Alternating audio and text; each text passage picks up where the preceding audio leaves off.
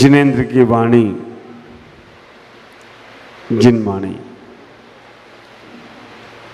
आगम की वाणी जिनवाणी। अक्सर हम लोग सुनते हैं तीर्थंकर की धुनि गणधर ने सुनी, अंग रचे पुण्य 8 सही। आप विचार करके रखना, तीर्थंकर की धुनि गणधर ने सुनी, अंग रचे मुनि 8 मई। और ये तीनों को हम अगर देखने का प्रयास करें, भगवान महावीर को मोक्ष जाकर कितने वर्ष हो गए? भगवान महावीर का मोक्ष 2500 या 2600। उनके मोक्ष जाने के पहले 30 वर्ष पहले उन्हें केवल ज्ञान हुआ। 30 वर्ष तक उनके केवल ज्ञान से हम सब सराबोर होते रहे। आप विचार करना, यदि भगवान की दिव्यदेशना नहीं खिलती तो हम सब लोग पाप के कारण से भटकते ही रहते। हम सबके जीवन में अगर सद्मार्ग दिखाया है तो वो तीर्थंकर की दिव्यदेशना ने, उनके ही शासन काल में हम सब लोग विराजते हैं। भगवान महावीर के तीर्थ के शासन में आप विचार करके रखना, अभी हम अगर आपसे पूछे कि हम किसके शासन में रह रहे हैं तो आप क्या कहोगे? जो लोग भारत में रहते हैं वो कहेंगे मोदी के शासन में रह रहे हैं। कर्नाटक वाले लोग कहेंगे हम BS, कर्नाटक के मंत्री का नाम, CM का नाम क्या है?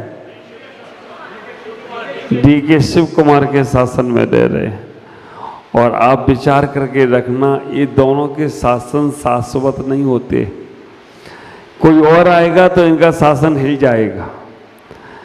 लेकिन हम सब भगवान महावीर के शासन में रह रहे हैं, और भगवान महावीर के शासन में जब तक दूसरा कोई तीर्थंकर नहीं होगा तब तक हम उनके ही शासन में विराजते रहेंगे।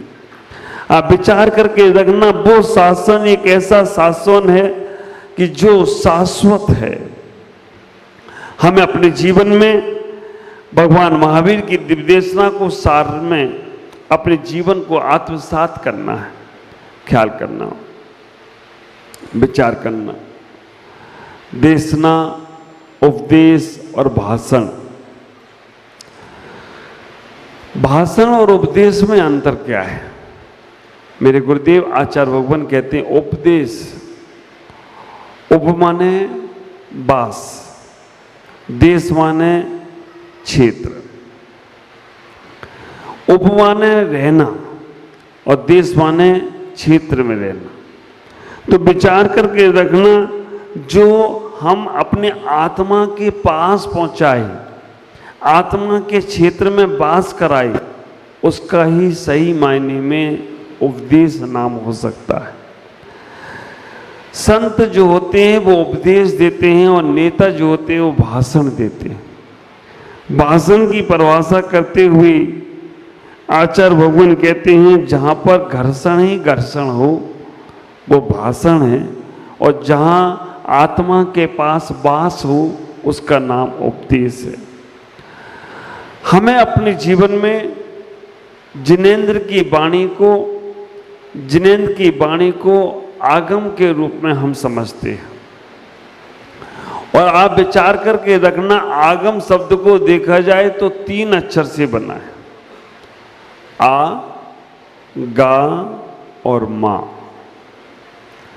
ये आगम को अगर देखा जाए तो 3 अक्षर से बना है। वो 3 अक्षर हैं आ, गा और मां। ये तीनों अक्षर हमको कहते हैं कि तीनों लोक में जो सबसे सारभूत है वो आगम है। तीनों लोक में अगर जो सबसे ज्यादा महत्वपूर्ण है वो आगम है। आ माने आप्त, गा माने गणधर, मां माने मुनि। आप्त ने कहा, गणधर ने सुना, मुनि ने लिखा, वो आगम है। ऐसी परिभाषा हम हजारों साल से सुन रहे हैं। आप्त, आ माने आप्त, आप्त मतलब तीर्थंकर, गा माने गणधर मतलब आचार, और मां माने मुनि। आज आपने कहा, गर्दन ने सुना और मुनि ने लिखा, उसे आगम कहते हैं। लेकिन इसकी नई परिभाषा मेरे दिमाग में जो बैठी, आगम, आ माने अधोलोक, गा माने गगन लोक और मां माने मध्य लोक। जो तीनों लोक में सार है वो आगम हुआ करता है। विचार करके रखना, अधोलोक में, मध्य लोक में और ऊर्ध्व लोक में जो सर्वश्रेष्ठ है वो आगम है। और अगर हमारे पास आगम नहीं होता तो हम लोग आज तक भटक रहे होते। ख्याल करो, जिनवाणी वो वाणी है जो जिनेंद्र की वाणी है, और उससे ही हम भटकने से बचे हुए हैं। हमारे तीर्थंकर की पहचान कराने वाली अगर कोई शक्ति है तो वो जिनवाणी है। हमारे मुनियों की पहचान कराने वाली कोई शक्ति है तो वो जिनवाणी है। हमें सम्यक दर्शन हुआ या नहीं हुआ उसकी बात बताने वाली कोई चीज है तो वो ज्ञान सम्यक ज्ञान है। हमारा चारित्र सही है या नहीं है ये बताने वाला कोई है वस्तु तो वो ज्ञान है। इसीलिए आप लोग 3 चीजों पर सिद्धांत करते हैं, देव, शास्त्र, गुरु। शास्त्र को बीच में रखा गया क्योंकि सही देव की पहचान भी वही शास्त्र बताएगा और सही गुरु की पहचान भी वो शास्त्र बताएगा।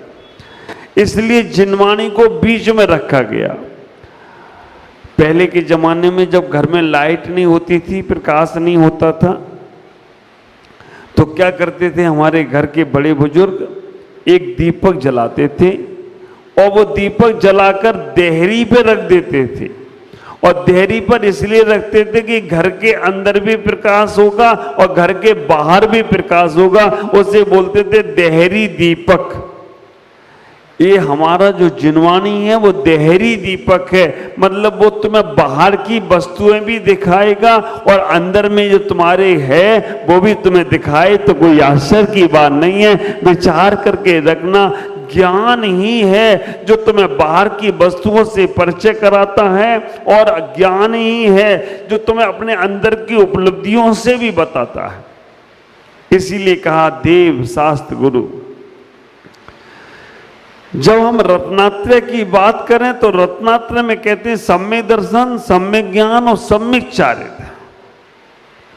सम्यक दर्शन तुम्हें हुआ या नहीं हुआ, अगर अकेला सम्यक दर्शन होता तो आदमी जान ही नहीं पाता कि मुझे दर्शन है कि नहीं। तो सम्यक दर्शन है या नहीं ये बताने वाला अगर कोई तत्व है तो वह है सम्यक ज्ञान। और तुम्हारा चारित्र सम्यक है या नहीं वो बताने वाला कोई तत्व है तो वह है सम्यक ज्ञान। नहीं तो आदमी जो कर रहा है उसको ही सही समझने लगता है, लेकिन जब ज्ञान आता है ना तब उसे समझ में आता है कि अभी तक जो मैंने किया वो सब इधर उधर का था। ज्ञान ही सुख में कारण है और ज्ञान ही दुख में कारण।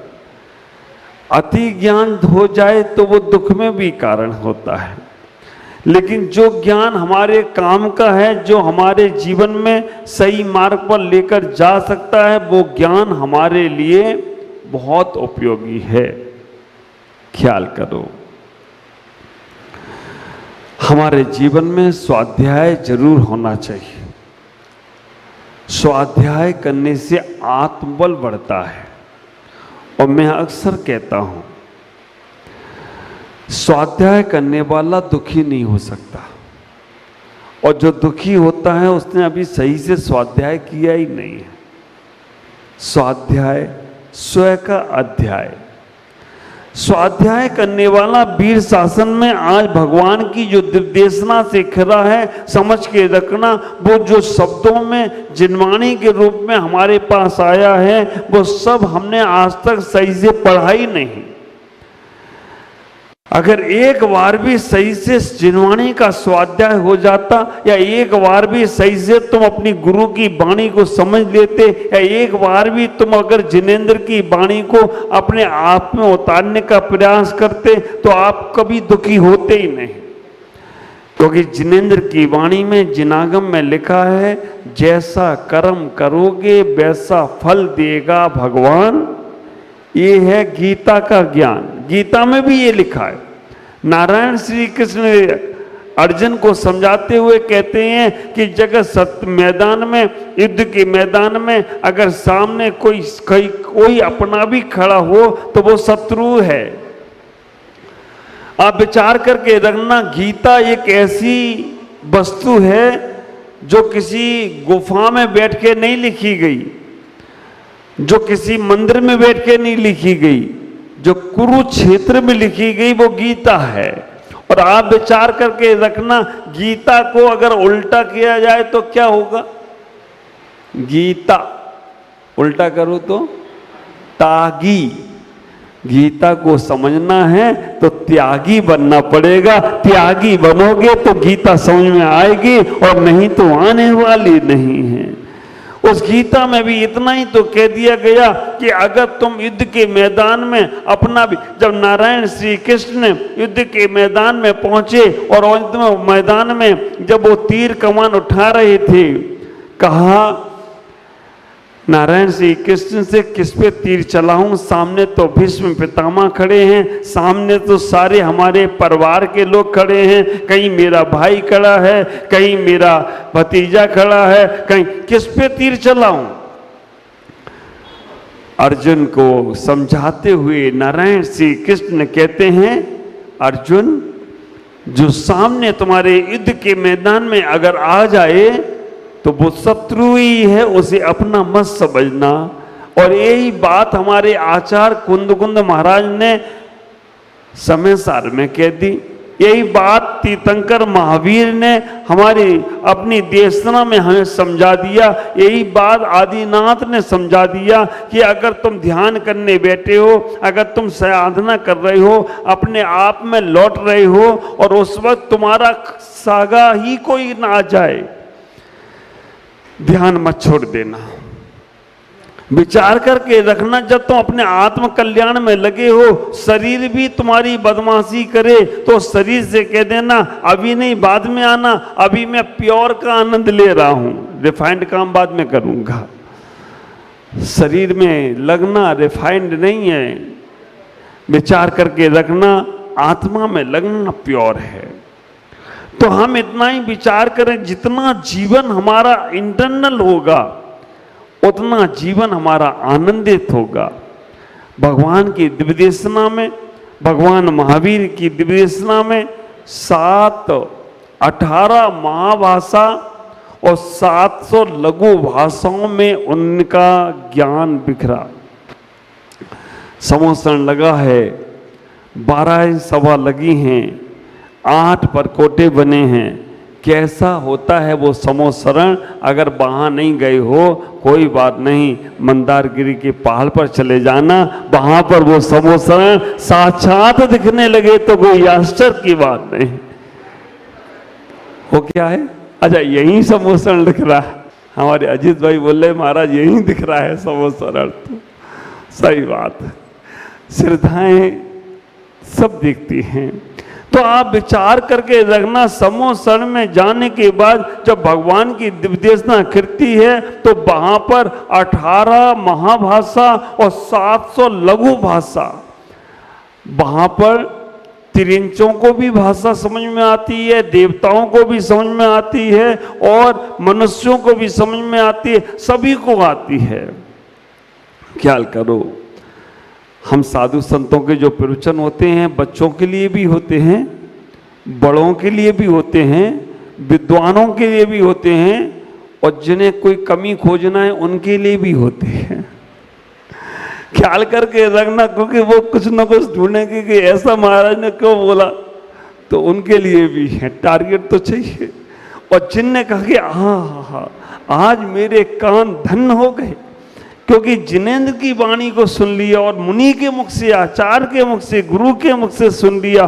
क्योंकि ये शब्द सुनने के लिए बहुत देखो, आए तो सभा में बहुत सारे थे, चले भी गए, पर जो थे पुण्यशाली वो अभी तक बैठे हैं, और बैठकर उन्होंने आत्म को उस संस्कार को लेने का प्रयास कर रहे हैं। ख्याल करो, 3 प्रकार की आत्माएं हैं, एक गृहस्थ की आत्मा, एक सन्यासी की आत्मा और एक परमात्मा की आत्मा। तीनों प्रकार की आत्माओं में अंतर क्या है? मैं कौन हूं, मैं कौन हूं, कहां से आया और कहां जाना है, ऐसा जो नहीं समझना चाहता, ऐसा जो नहीं जानना चाहता, जिसको अपने प्रति प्यास पैदा नहीं है विचार करना, जिसके अंदर ये भावना नहीं है कि मैं कौन हूं, ऐसा जानूं, वो समझना गृहस्थ है। जिसने आज तक यही नहीं सोचा कि मैं कौन हूं, जानूं तो एक बार, मैं अजित भाई हूं क्या, मैं अब विचार करके रखना, मैं फलाना फलाना हूं क्या। जब तक हमने ये विचार नहीं किया तब तक हम बाहर की दुनिया में हैं। आप विचार करके रखना, जब तक हमारे अंदर ये भावना नहीं आई कि मैं कौन हूं, तब तक आप गृहस्थ ही हो। और जिस दिन ये भावना पैदा हो जाए कि मैं कौन हूं, मैं कौन हूं, मैं कौन हूं, बस वहीं से आप सन्यासी हो गए। और जिसने जान लिया कि मैं कौन हूं, वो परमात्मा हो गया। तुम केवल शरीर को जीने का प्रयास कर रहे हो। बरसों से परिवार को मैं और मेरा का भाव जो तुम्हारा चल रहा है, और इतना प्रगाढ़ हो गया कि इससे निकल ही नहीं पा रहे हो। मैं और मेरा, मैं ये हूं, मेरा ये है, मैं ये हूं, मेरा ये है। जब तक ये मैं और मेरा का भाव है तब तक संसार है, और जहां से मैं और मेरा का भाव खत्म, तू और तू जाने, वहां से सन्यास की भावना आएगी। भगवान की दिव्यदेशना के माध्यम से हम अपने जीवन को समझने का प्रयास करें। आज इतना ही। ओम नमः। जय गुरुदेव।